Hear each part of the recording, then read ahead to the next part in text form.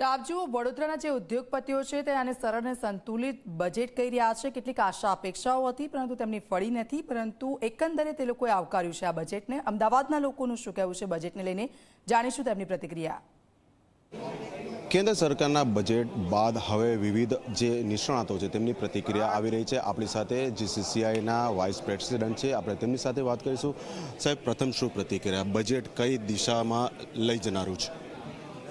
આજનું બજેટ જે છે એ દરેક વર્ગને મુદ્દો ટચ થાય એ રીતનું આ બજેટ છે।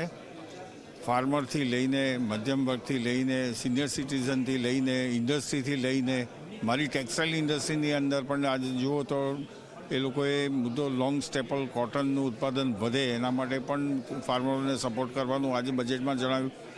સાથે સાથે ટેકનિકલ ટેક્સટાઇલનો ઉદ્યોગ પણ આપણો વધે, ઇન્ડસ્ટ્રી ગ્રો કરે એના માટે પણ મશીનો ઇમ્પોર્ટ કરવામાં પણ એ લોકોએ એની અંદર ડ્યુટી ફ્રી કર્યું।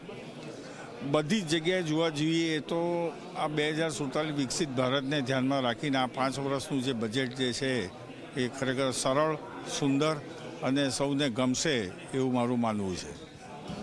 લાખો કરદાતાઓ જેની લાંબા સમયથી રાહ જોઈ રહ્યા હતા તેવા ટેક્સ સ્લેબમાં સીધી અસર કરતો મોટો ફેરફાર કરાયો છે। આ કેટલો મોટો બૂસ્ટઅપ થશે? આ બૂસ્ટઅપની અંદર જુઓ તો આજે જે લોકો જોબ કરે છે એ લોકોને 12 લાખ રૂપિયા સુધીનું એ લોકોને કોઈ ઇન્કમ ટેક્સ ભરવાનો નથી।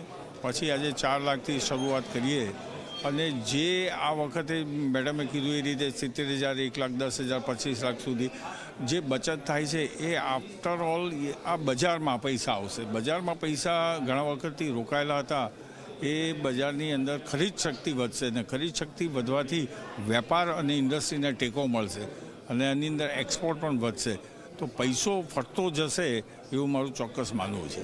ખૂબ ખૂબ આભાર। પૈસો માર્કેટમાં ફરશે તો તમામ લોકોને તેની અસર થશે। એટલે હાલ કેન્દ્ર સરકારે જે બજેટની જાહેરાત કરી છે ને તેનામાં સૌથી મહત્ત્વનો ટેક્સ સ્લેબમાં જે ફેરફારની જાહેરાત કરવામાં આવી છે, સૌ કોઈ તેને આવકારી રહ્યા છે અને તેનો લાભ પણ સૌને મળશે। કેમેરા પર્સન ઉમેશ પરમાર સાથે અર્પણ કાયદાવાલા, ઝી મીડિયા, અમદાવાદ।